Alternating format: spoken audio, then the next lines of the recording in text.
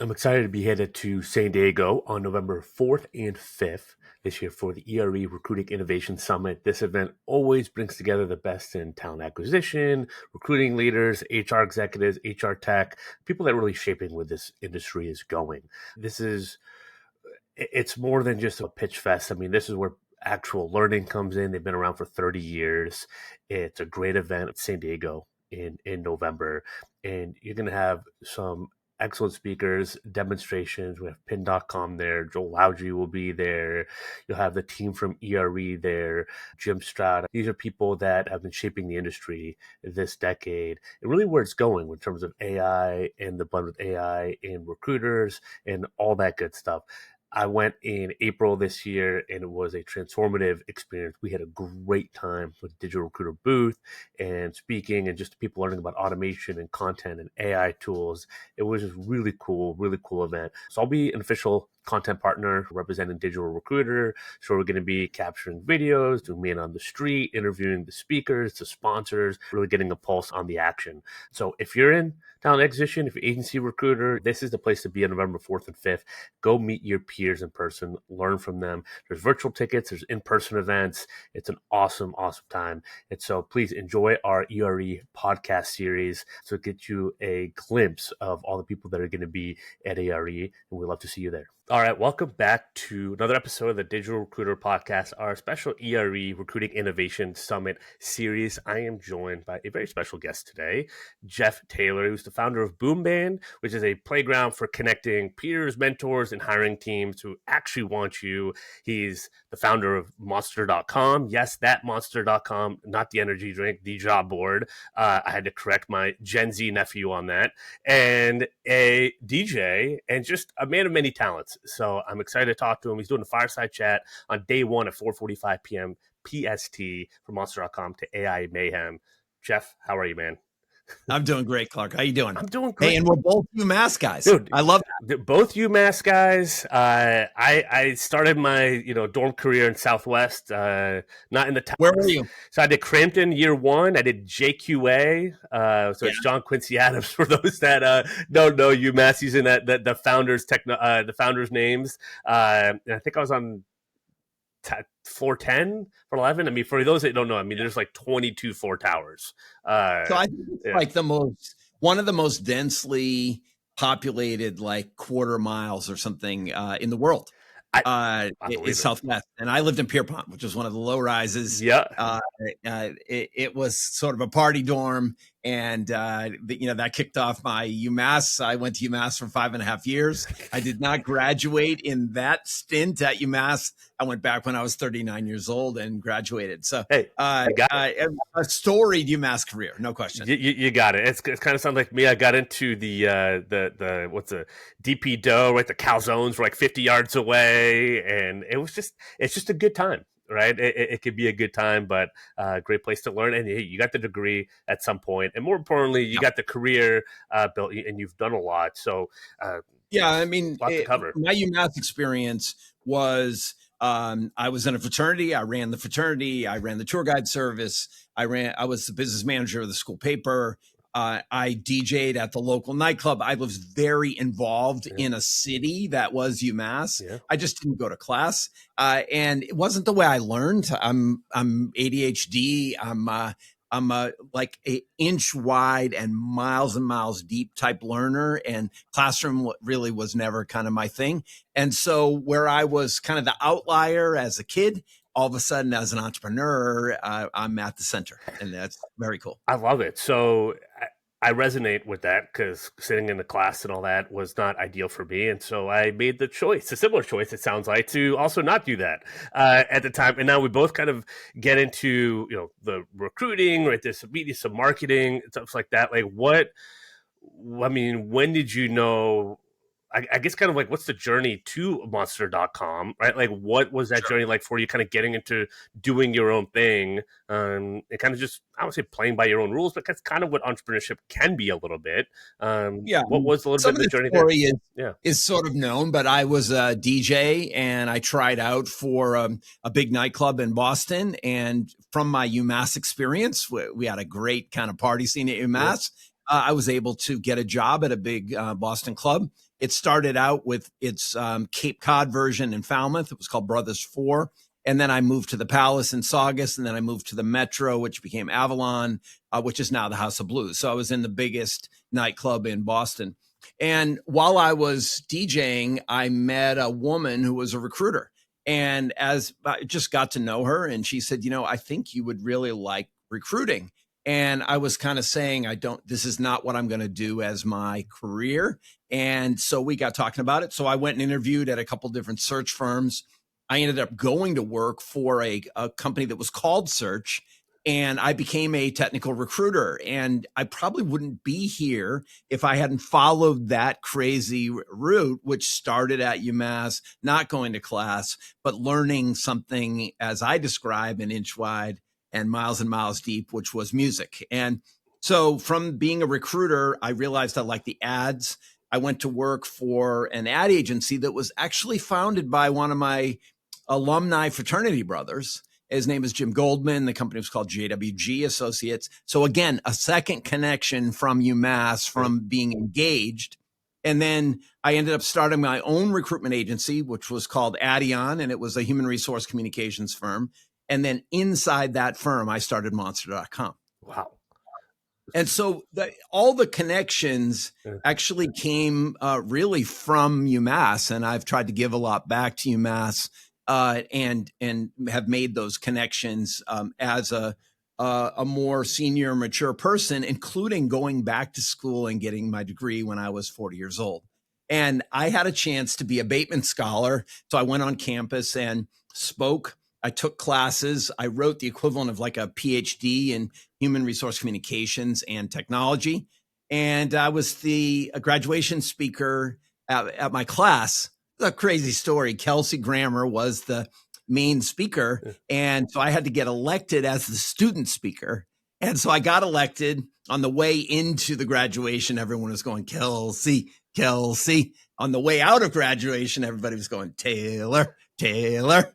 So that was great. And so I did it my way, which is just part of how I learned. And I'm very proud that I went back and got my degree. I just maybe wasn't motivated or didn't have the focus to do it when it was in that expected 4-year period. Sorry, that's a long answer, but that's the... No, I love the answer, because I think there's a lot of things in HR, TA, recruiting world that people can play it by the book. And I think a lot of what I do on the coaching consulting side, especially digitally or with content, is helping people find what makes them authentic, right? What makes people buy from them, companies or clients work with them and give them opportunity, right? Or if you're, internal, really navigating, those internal dynamics with hiring. But some people get so caught up with who they think they have to be at work versus kind of actually letting their personality shine and helping that improve like their work and their network and everything else. Like, right. It sounds like it kind of came innately to you, but like, in terms of the importance of networking, getting out to conferences like ERE, like, what do you kind of say to people that are like kind of on the fence, or I don't know, or maybe not putting themselves out there, maybe not taking the chances on themselves or their career? Like, what kind of inspires you to kind of take those leaps over and over again? So it's a little bit of a stretch here, right? Yeah. Like, so we go from that experience to the conference that I'm going to speak at. Yeah. But in founding Monster, it was at the very beginning of the internet. There were only 200 websites when I started. By the time I registered, we were the 454th. And the combination of being at the forefront of the web, being at creating a jobs platform. It was an application that went on the internet. There weren't very many applications when I started, putting the first resume and the first job posting on the web. Yeah. That was the start, right? So that became the impetus for going out and speaking at conferences. Yeah. And so I did that on the circuit, especially early in my Monster career. I was speaking maybe up to 50 times a year. And then let's just say there's an arc here. Yeah. And I found the success at Monster, did the Super Bowl commercials. The business grew to 10,000 employees in 36 countries while I was there, a couple billion in sales. Really a fantastic brand entrepreneurial story. And boy, the talent that I had in that company, Yeah. that was, so central to the success of Monster. The conferences for me then were about telling the story, getting the word out. And then if I like zoom out, then I left Monster, had a term sheet, really a back of the envelope term sheet with Reed to buy LinkedIn. He was up for it. LinkedIn was very early. This is in 2003. My board turned it down. So I resigned, went off and did some other things. I worked for Ray Dalio, who runs the biggest hedge fund in the world. I started a business that got my butt kicked by Zuckerberg and Facebook early on. That was a social network for baby boomers. And the experience for me, all of a sudden, I wake up one day and there's something called ChatGPT. Yeah. And I realize maybe the technology has advanced enough that I could turn the sweatshirt inside out and reinvent the business. And so before I talk about Boom Band, Yeah. The interesting thing that's happened is, David, who's the founder of VRE, is a great example. I reconnected with people that I've known. I think David actually worked at TMP, and when I was running Monster, which was part of TMP. And then he went off and started this company. And I think we professionally engaged early on. This is probably about 2000, 2002 in that range. And then I stepped out of the industry for 20 years. And now as I step back into the industry last fall, starting a new company called Boom Band, I started reaching out to my professional network. And David's like, you got to come speak at our conference. Yeah. And that is why I'm coming out. I love it. Now, you asked me, why would you go to a conference? And I think that there's this idea of networking, I think is, there's some layers of this, right? This idea of I'm not a networker, right? I go with one of my friends, I stand with my friend, we go to the bathroom at the same time, we eat at the same time, we go out in the parking lot at the end of the networking event and like, oh, that was really good. But I only met the person I came with. And that was it, right? That's the kind of nightmare of networking, right? But if you can take the risk, which I've always felt was important, to go out and just meet people. My wife calls it running for governor. You go out and just talk and say hi and share experiences. And if you can actually find your extroverted self, many of us are introverts and you have to like get up for that. But if you can do it, I think this kind of a conference where you have recruiters, the recruiting mind is coming together to talk about what's going on and to share war stories and solutioning what's going to happen over the next 24, 36 months. Probably no pressure ever, maybe since when I started Monster, when the internet came out, where the decisions that you're going to make in the next 24 to 36 months are going to impact your career and the way you do your job and ultimately our own jobs. And so I think this is a time when you cannot kind of, the ostrich, kind of putting their head in the sand. Turns out they don't actually do that, which was why I was hesitating for a second. But the idea that you would hide now, hide is too strong, that you would stay out of the fray versus jump into the fray. I think this is the time to come to a conference to share and learn and be part of probably one of the biggest transitions of our life and in our careers. Says the man that created one of the first websites ever. I feel like people should listen and heed that advice because you've seen the patterns, this type of cycle before and as it was forming right on the cutting edge. And I think it's a great lesson, right? Just get out of the comfort zone, and you might not click with everyone, and that's okay. But you're kind of there to find the people, right, that you do click with, and you can always be surprised with that when that happens. And I was telling you, my UMass days, I was kind of in my own high school clique, and it was only when I branched out and moved and all that, that's when things started happening in life. I think it always holds true, and this is a great place to do it if you're in the industry. There's so much to talk about and there's so much happening. There's not a lack of conversation to be had and people doing really cool things. So to that point, you get back in the industry 20 years later, you're founding Boom Band. Talk to me about the inspiration for, building this, why Boom Band and what's the mission? So We're building a new AI social talent market. Yeah.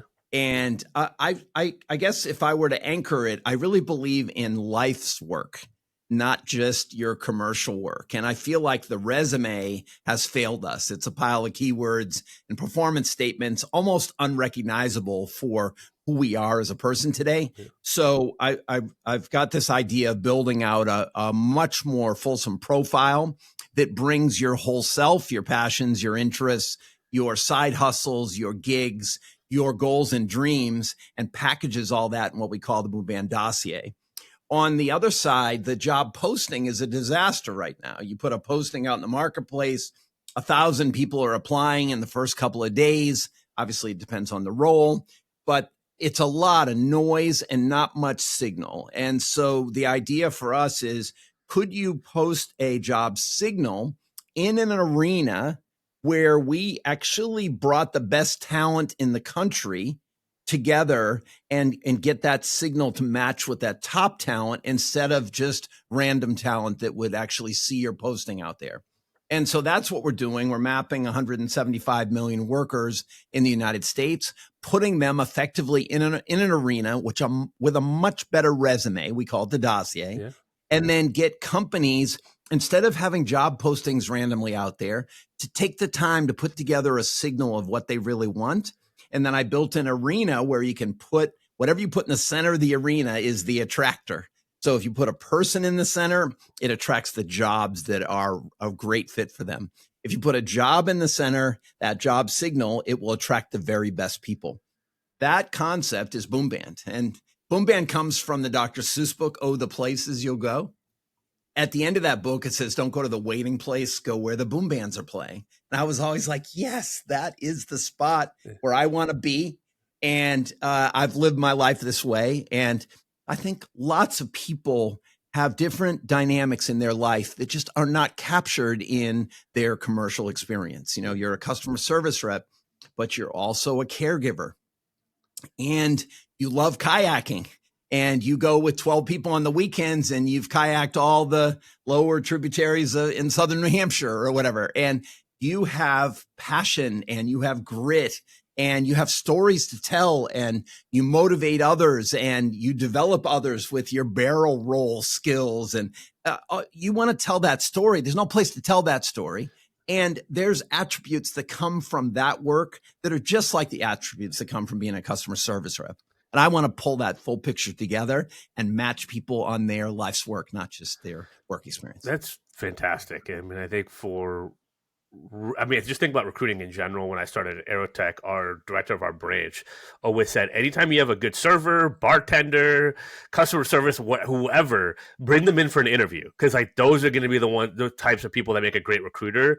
We didn't care about their resume. It was more service business. And this could be a leg up. And I think that this is that on complete steroids, of course. But I think it's, for a service sales type business, it's always the way I've been taught to hire. And when I've done it that way, when I've gone with my gut versus what I think I should hire on paper, it's always worked better. So it totally makes sense to have something like this, right? To have Boom Band out in the marketplace. I think more and more people are seeing it.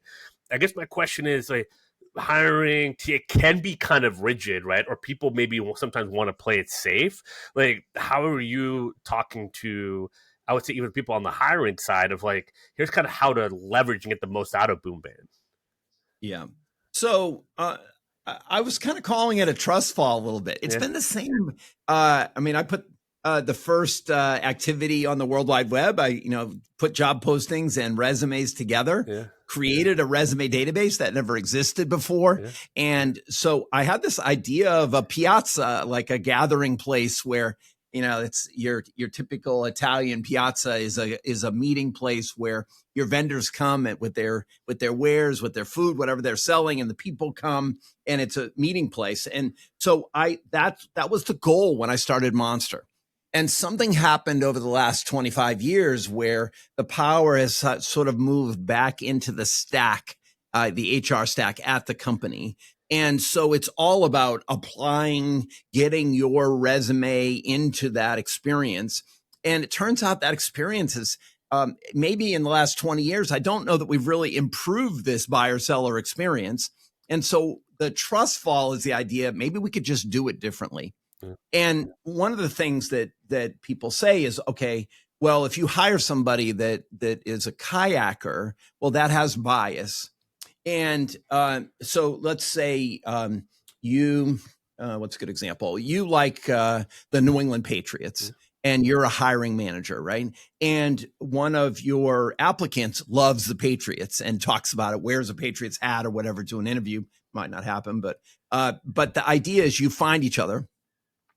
Now, so that's a bias toward you hiring somebody that is like you, that you like the same thing, right? It has nothing to do with work. But if you look at the passion and the drive that it takes to be a Patriots fan, and so you go to all the games, you collect their materials, you actually know a lot about the game of football. The skills that you are acquiring through that process of loving the Patriots are the things I want to point out. So don't hire somebody because they're a kayaker. Hire somebody because they have grit and determination and planning and the ability to teach others and just the pure passion of loving something. And I always say, if I could get that love that you have for that sport to jump into our servers and do our work in our software area, that would be fantastic. And so I always think people are biased is what it comes down to. The fact that you have built different aspects of your life. I'll give you another example. You're stay-at-home mom or dad, and you've raised 3 humans. And on LinkedIn, you're on a career break. And I think it's the exact opposite of that. You're probably learning more. There's more dynamics in the raising of these 3 kids. And you have all those same attributes that are firing. And you're everything from head of household to basically being a psychologist and working through all the different relationship management. And there's so many skills involved with being a stay-at-home parent. And so you come back into the workforce, and there's always this same moment where you say, oh, I don't have any skills. And it's the opposite. And so I want to change that for all of us to say that's CEO of household or whatever you want to call it. I don't think the title is nearly as important as capturing those attributes that you get. And so when I look at this from a TA perspective, from a recruiting perspective, from a hiring manager perspective, which was your original question, the idea here is that we're going to need to do things differently. The system we have is just melting down. I think it's really not working. And so I really like this idea of coming back to the piazza, coming back to the arena. And I like the idea that this is really for job seekers. I call them players in the arena. And so this will be a way to meet coaches or mentors, a way to find your tribe, and also to find companies that are really interested in talking to you, as opposed to what's happening out there right now is just there's a complete lack of any sort of dynamic matching. What I'm hearing is like being able to reveal the intangibles that actually matter to produce. And then it's really on the company, the leadership, to kind of be able to channel that with onboarding, with training, which is a whole other mess, right? I think when part of hiring, but if you can reveal and find the intangibles that you know are going to work over and over again, right, for maybe certain roles, certain part of the departments, right, you can start to get, like, to your point, with just a bunch of resumes that are just surface wide, actually get deep into the resume, to your point, the person's life and all the skills that are all encompassing. And I just made a hire with the same thing that actually has no direct background doing what I need them to do, but I hired them on intangibles. And I think I hired them because of the heart and their DNA that matches the digital recruiter DNA to a T. There's someone that just wants to learn, that can learn on their own for 7 hours a day and absorb information. And working remotely, I need to be able to trust that. Right. Yeah. Versus like if we're in person. So I resonate because I'm living it myself. I think it sounds really cool to be able to connect with other people like that. And like me as the leader, be able to find a role for them if I know the intangibles I'm looking for. Yeah.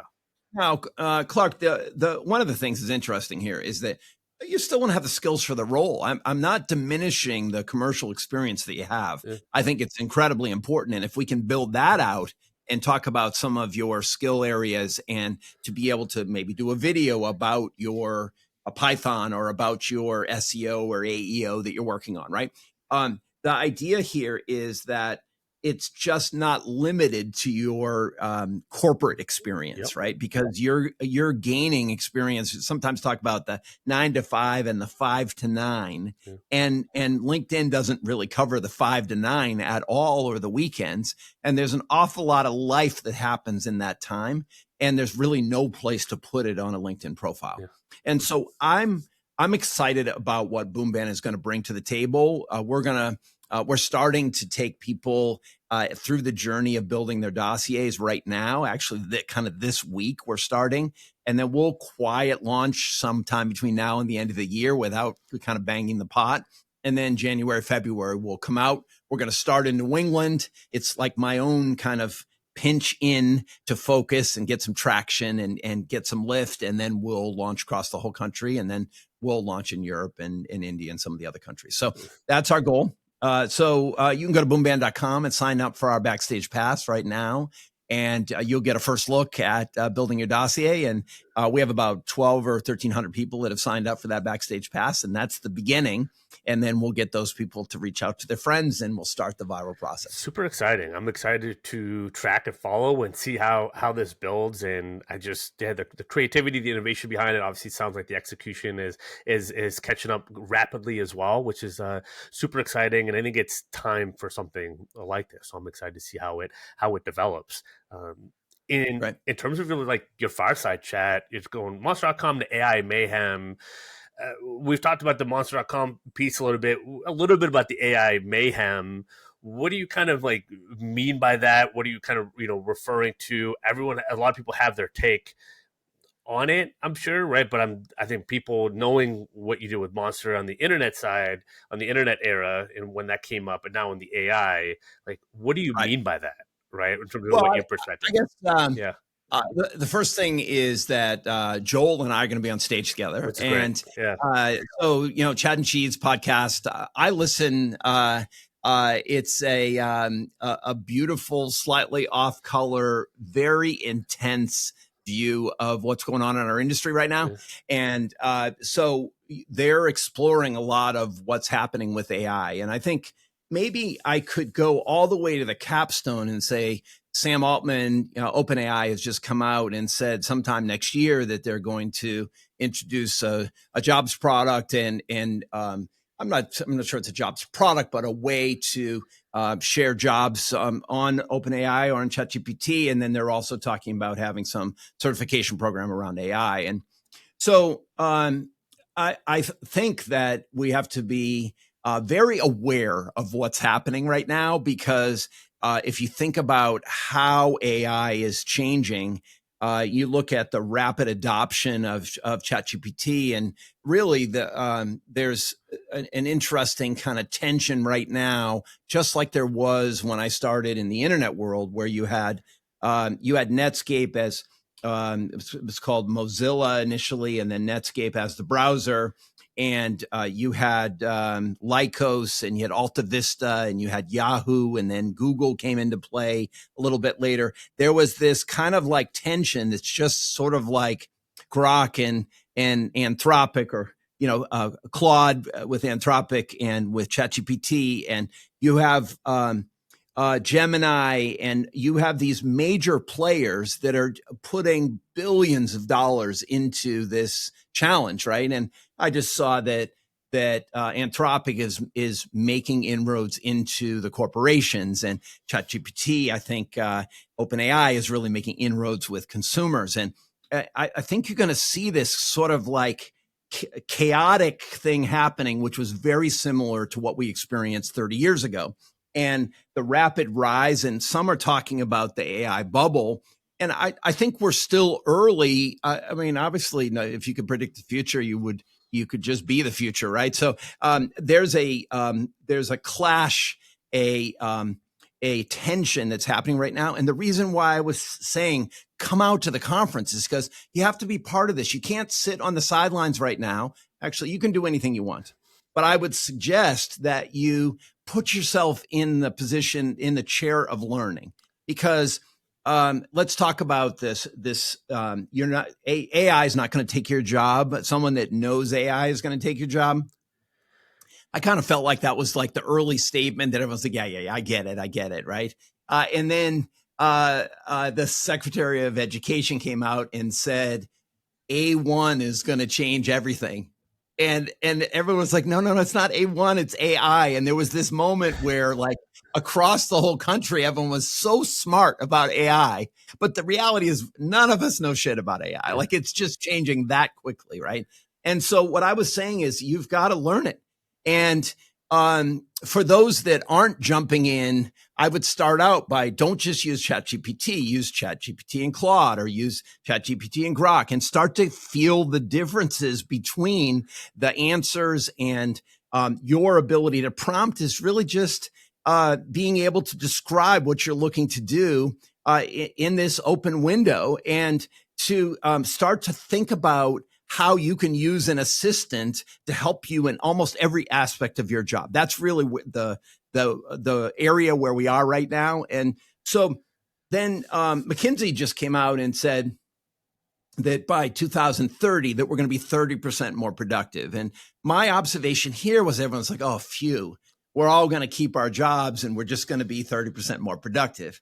I don't think that's the case. I think that if you're not learning, then I think you may be on the wrong side of the ratio when they start to actually limit the employees.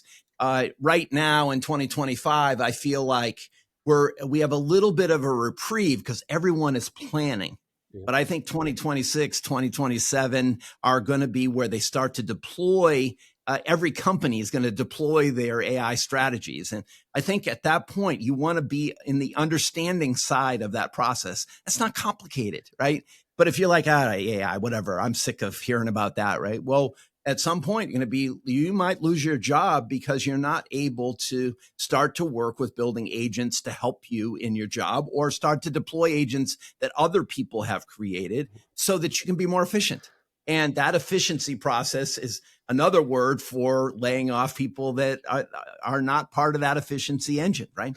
You don't want to be the person in the 90s that said, I don't think the internet's going to be here for the long term, for the long run, Oh, right? It's the same. It's very similar. Yeah.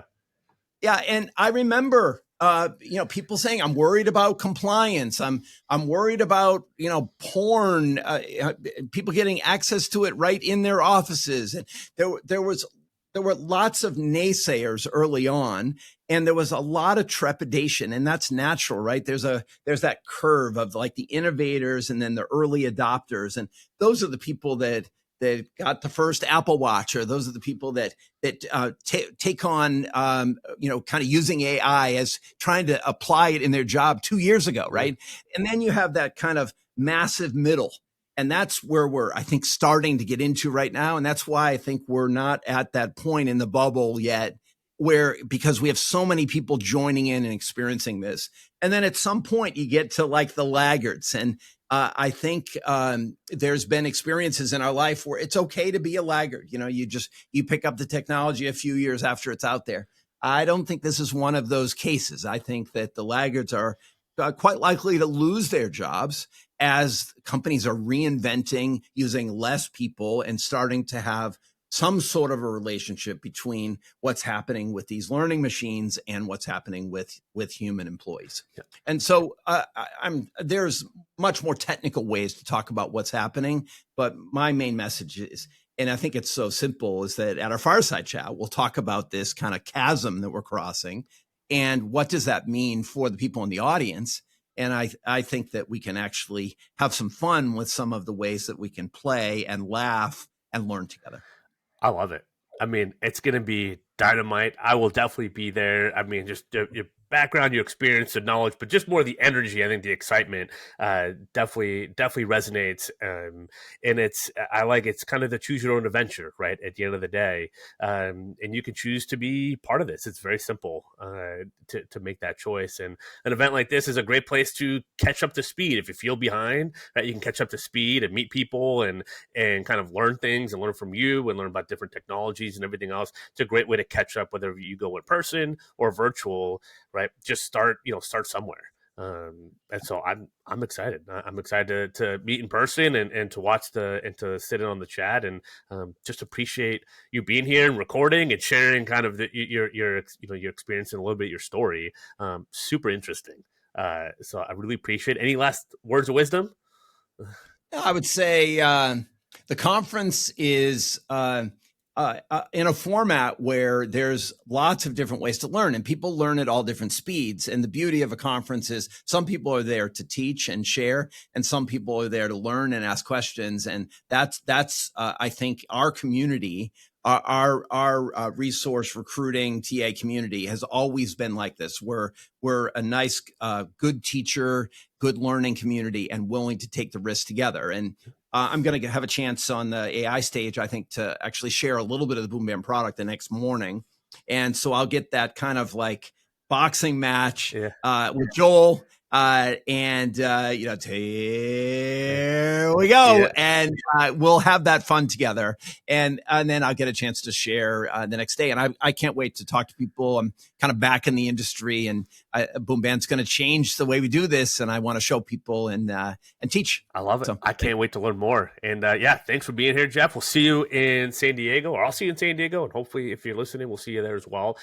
If not, hop in and join virtually. Make sure to check out boomband.com, right? Connect with Jeff on LinkedIn. And other than that, we'll see you guys there. So, Jeff, thank you again. Appreciate you being here. thanks. All right. Till next time, y'all. Happy hunting.